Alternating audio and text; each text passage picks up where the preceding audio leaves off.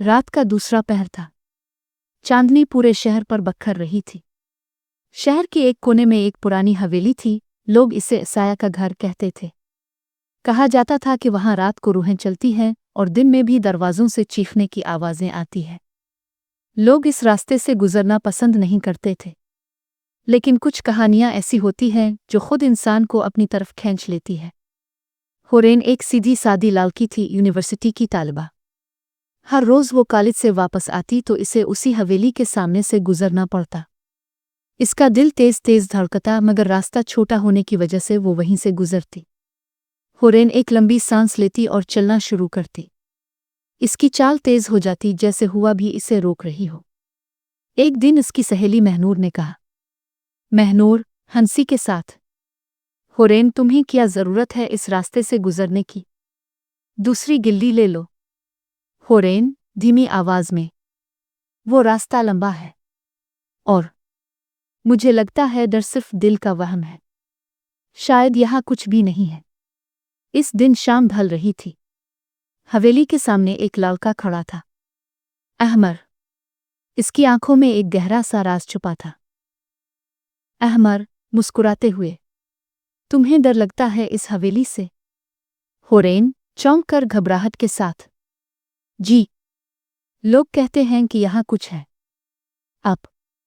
आप कौन हैं? अहमर जरा राग कर, बस एक मुसाफिर जो साए को समझता है।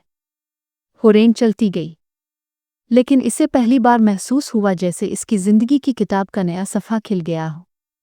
रात को घर आकर होरेन ने अपनी डायरी निकाली। हर दिन की तरह इसने लिखना शुरू किया, मगर इस दिन कलम राग गया। अजीब लड़का था। इसकी आंखों में दर्द भी था और मुस्कुराहट भी। इसने कहा, वो साए को समझता है। साए क्या होते हैं? और मुझे क्यों लगता है कि मेरी कहानी अब इसके बगैर मुकम्मल नहीं होगी। इसी वक्त बिजली चली गई। कमरे में सिर्फ चांदनी रह गई। खिड़की से एक हल्की सी आवाज आई, जैसे कोई सरगोशी कर रहा हो। इंतजार। इस रात होरेन ने एक ख्वाब देखा। हवेली का दरवाज़ा खुद ब खुद खिल रहा था। अंदर अंधेरा था। एक पुरानी किताब ज़मीन पर गिरी और उसके पन्ने खुद पलटने लगे।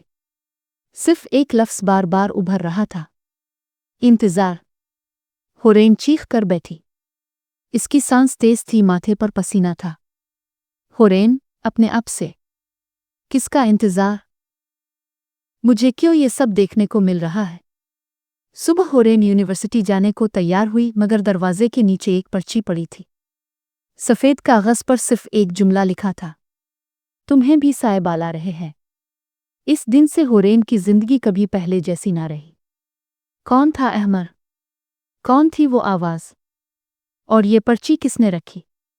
ये राज खिलेगा साया के अगले किस्त में।